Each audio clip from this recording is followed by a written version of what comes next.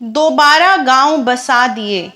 बादशाह अकबर को शिकार खेलने में काफी दिलचस्पी थी, इसीलिए उन्होंने अपने शिकार की इच्छा पूरी करने के लिए एक जंगल सुरक्षित रखा था। जब कभी उनकी इच्छा होती, अपने साथ कुछ सैनिकों को लेकर जंगल में जाते और आखेट कर संध्या को घर लौट आते। उस जंगल में बादशाह के सिवा कोई दूसरा व्यक्ति शिकार नहीं कर सकता था, इसीलिए उसके चारों ओर शाही चौकी पर पहरा बैठा दिया था। एक दिन बादशाह एक बड़ी सेना के साथ उस जंगल में गए। उल्लुओं के दो दल दो पेड़ों पर प्रतिद्वंदी होकर बैठे थे।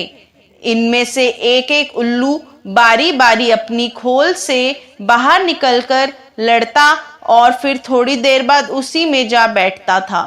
इस लड़ाई को देखकर उनको बड़ा आश्चर्य हुआ।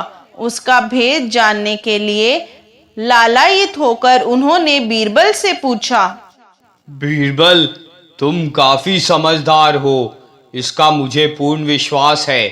तुम पशु पक्षियों की भाषा जानते हो और उनके रहन सहन से भी परिचित हो। भला इन उल्लुओं का दलबंदी और बारी बारी का युद्ध किस लिए हो रहा है? बीरबल कुछ पल सोचकर बोले, गरीब परवर, इसका उत्तर कुछ कड़वा है। अगर आप नाराज ना हो तो मैं कह दूं। इसमें नाराज होने की क्या बात है? बादशाह ने कहा। महाराज, इन दोनों दलों में से एक लड़के के पक्ष का है और दूसरी लड़के के पक्ष का। दोनों संबंधी दहेज के लेन देन पर झगड़ा कर रहे हैं।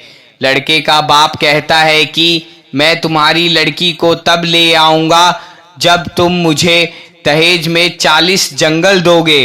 लड़की का पिता कहता है कि इस समय इतने जंगल मेरे पास नहीं हैं। ईश्वर की इच्छा होगी तो आगे चलकर इस कमी की पूर्ति कर दूंगा।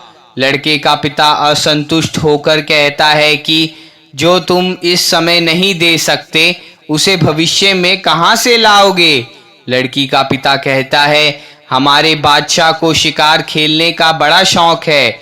अभी तो इतने ही जंगल को सुरक्षित किया है, आगे चलकर बहुत से गांवों को उजाड़ कर जंगलों में बढ़ोतरी करेंगे। तब तुम मुझे 40 की जगह 50 जंगल ले लेना। गरीब परवर, ये पक्षी इस बात के लिए लड़ रहे हैं। बीरबल ने बादशाह को विस्तार से समझाते हुए कहा। यद्यपि बीरबल की उपरोक्त बातें कल्पित थी, फिर भी बादशाह पर उसका प्रभाव पड़ा।